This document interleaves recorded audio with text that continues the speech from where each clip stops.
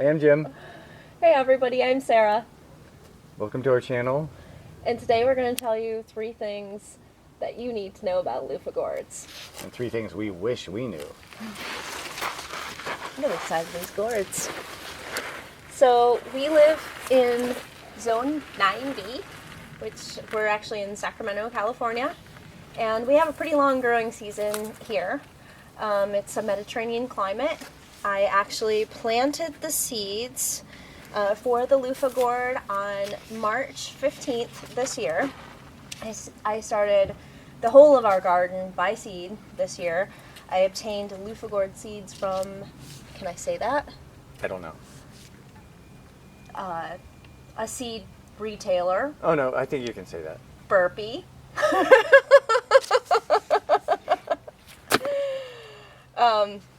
They're not widely available. I had tried to grow Luffa Gourd seeds one other time without success. So as Jim had indicated, 3 things that you need to know about Luffa Gourd is they take a lot of time. So knowing that, I started really early. I started them inside a greenhouse and on a seedling mat on March 15th this year. They were planted in the Gourd Tunnel on May 18th, and it was July by the time that we got our first flowers. So that brings us to number 2. Know your flowers. Know your flowers. The Luffa Gourd is a member of the cucurbit family, and why that's important, cucumbers, pumpkins, the Luffa Gourd, they're a monoecious plant. And that's just a fancy term for saying that the flowers are imperfect, meaning that they have male and female flowers on the same plant, but on different parts, different flowers. So this is a male flower, and you will not get Luffa Gourds unless you have female flowers. So the male flowers actually come on first. And everything that I found online and in the literature said that the male flowers come on about 3 to 6 weeks sooner than the female flowers. Well, here in Zone 9B, it's pretty hot, so the female flowers actually took about 8 weeks to come on after the male flowers. So we started getting male flowers in about July, and it was mid-September before I got my first female flower on the Luffa plant. Almost 7 months. Yeah, 7 months from the time of planting.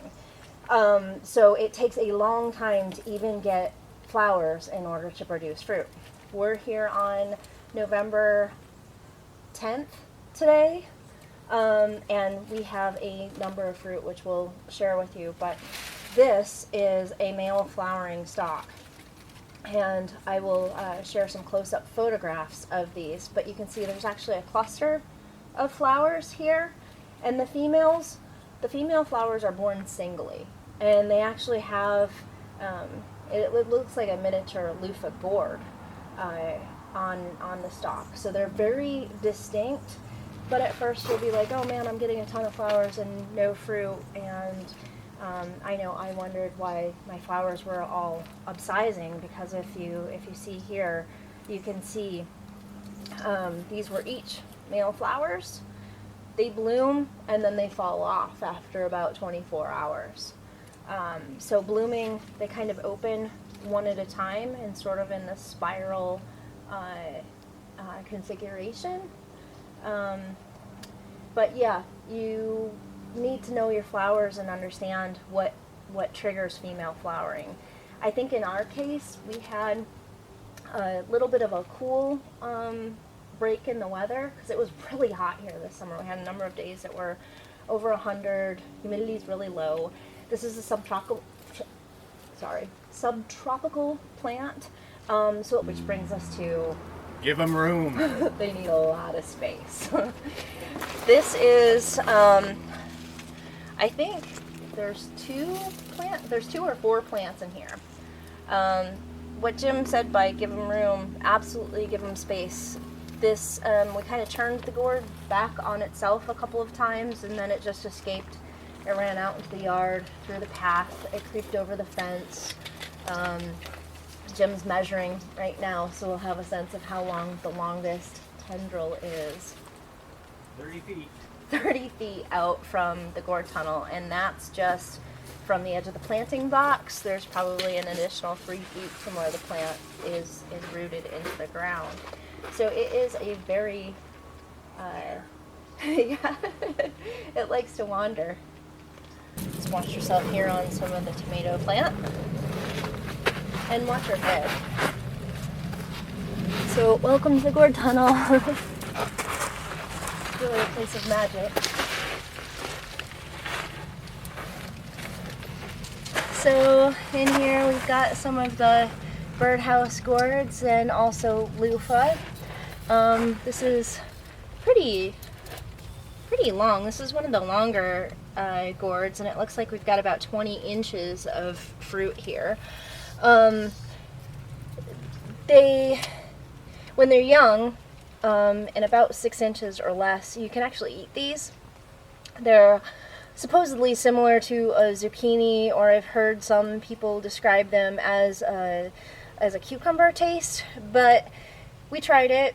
It was not exactly to our liking, so we decided that we'd let them, go to form scrubbing fruits.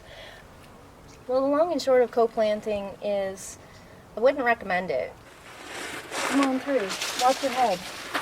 You can see here how the Luffa Gourd actually decided to hitchhike on the neighbor's utility line as it went over the fence. It was further along there until the weight of the gourds pulled it down. Yeah, and just briefly, as they increase in size, this is still pretty green. They will change colors. They'll kind of get to a pale yellow. I think we saw some of that inside the Gourd Tunnel.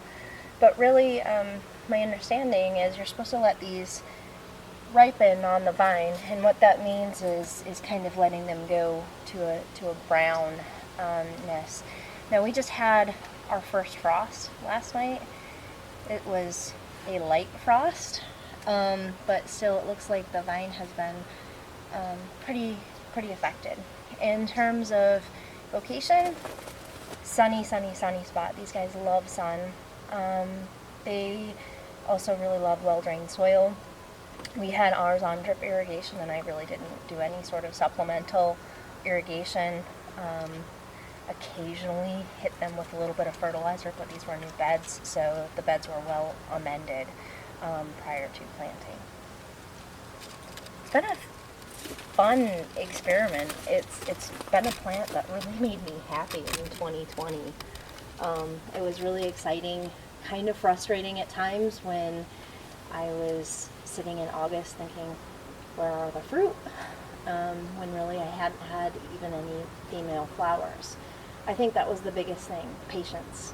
So Jim's going to give you a tour along the length of our 30-foot vine here. And you can see the numerous Luffa Gourds in various stages on the ground.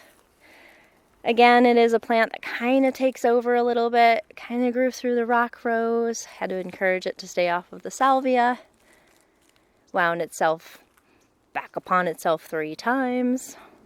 Hopefully a few things helped you maybe not have some of the same mistakes or learning curve we had growing Luffa Gourds. Yeah, well, hopefully this helped out, and I hope you enjoy our new channel. See you later. Gonna take a bath with my Luffa Gourd. I'm so clean.